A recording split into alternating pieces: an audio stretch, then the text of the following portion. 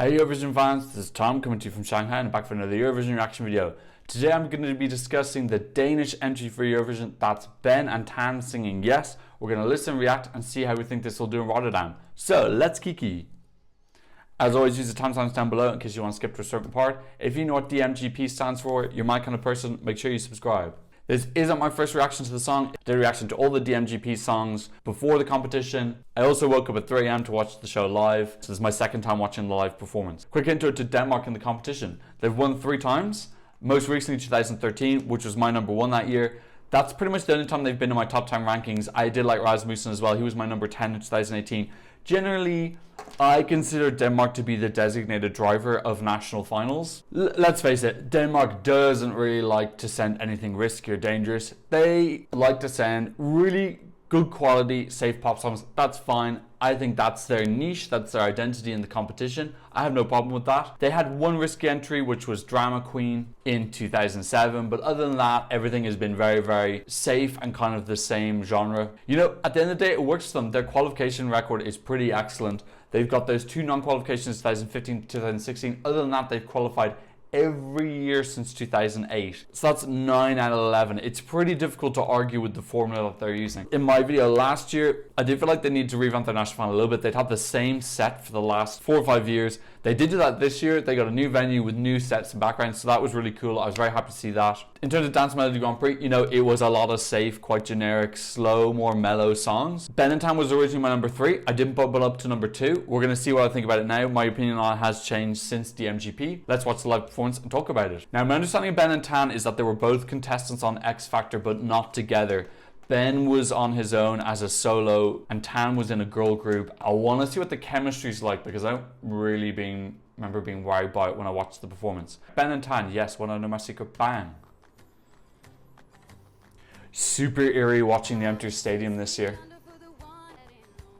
Okay, vocals sound good there actually. Actually remember this, his eyes, he closes his eyes a little bit too much. Really like the new staging DMGP, I'm glad they've changed it. Her vocals don't sound great here, I gotta be honest now. It sounds like she's too far away from the microphone or something. Okay, I gotta admit, this is my guilty pleasure this year. I actually really like this song.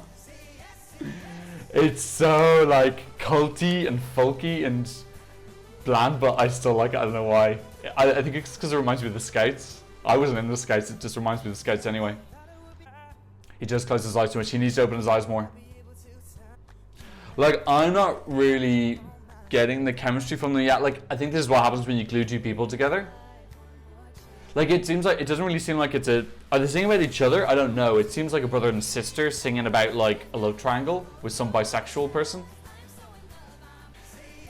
Yeah, like the performance is a little bit off for me. Like, I think the bass song is good. I think they need to build a little bit more energy. Tan seems a little bit flat, to be honest. Also, in the radio edit, the Say Yes bit it sounds a little bit cooler. It's got like more of a like auto-tune sound to it. Like, she just looks like she's walking in the mall, let's be honest. I don't know, I think the shoulder thing, you can see she's preparing for it like the 3 seconds before. Good stuff with like the pyros and building stuff and the movement. They got moving around the stage. And I like the visuals in the background, the yellows are good, and the yes popping up is cool. That's definitely on point, they need to keep that. Really nice new lighting in DMGP. Okay, like, first of all, let's start with the positives, because I have got positives now. I think I was focusing too much on constructive criticism there for the performance.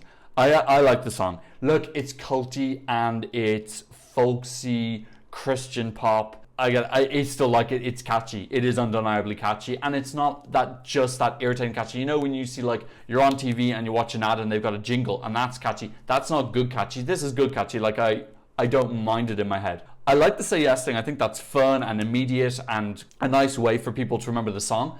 The chorus, I hate the way the chorus is repeated. I think for me that adds this like culty, like brainwashing feel. Something's beating me to death. I've got an arrow through my chest, say yes, say yes. And then she just says it again. Why don't they just come up with a new lyric? I find that really frustrating when I'm listening to it because it makes it a little bit more grating to listen to when you get onto like further listens, because I have downloaded this and listened to it several times.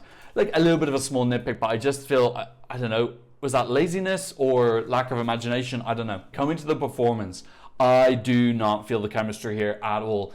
I'm almost watching this and thinking, what is their relationship? Are they brother and sister? Are they cousins?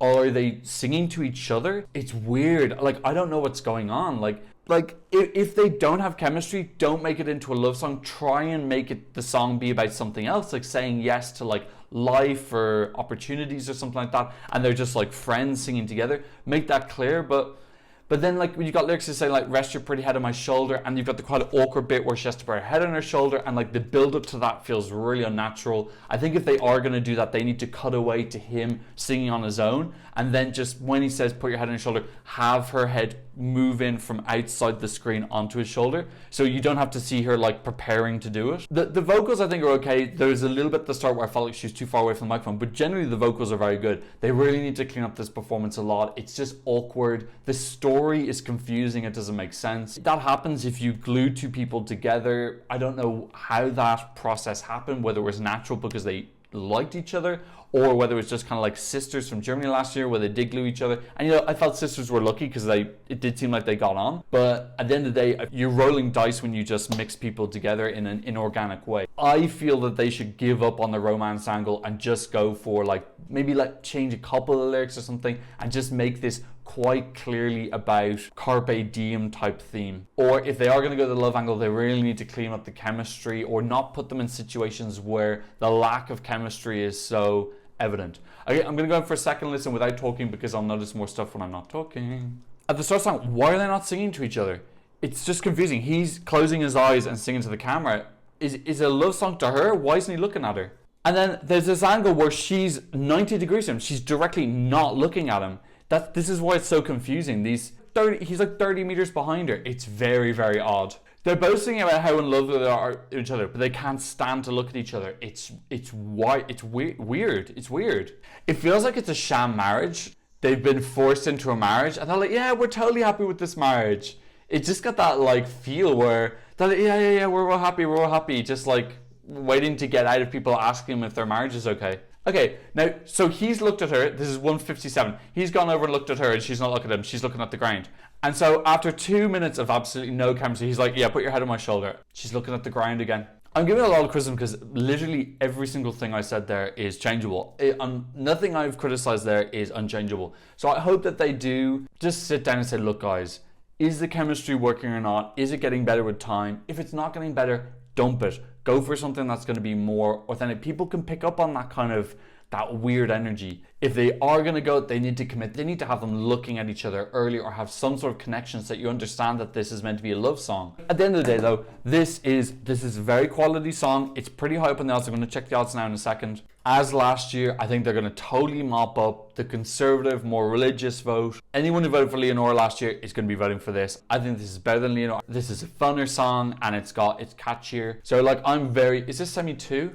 I would be extremely surprised if this didn't qualify. I just think anyone looking for something not out there, reliable, good quality, safe stuff is going to absolutely love it. I think this is the best of the safe, reliable, predictable songs this year. And there's a lot of them in semi 2. Like there's 1, 2, 3, 4, 5, 6. There's 6 of these safe bland songs in semi 2. And this for me is the best of them by far. So I think almost by default, because it leads that pack, it's going to definitely qualify. And on top of Denmark's incredible record, you do not qualify that many times unless you're getting something right. They're clearly connecting people within the staging and doing it effectively. I hope that they'll improve on that DMGP performance. It's not that I don't think it's strong. I still think that performance would qualify.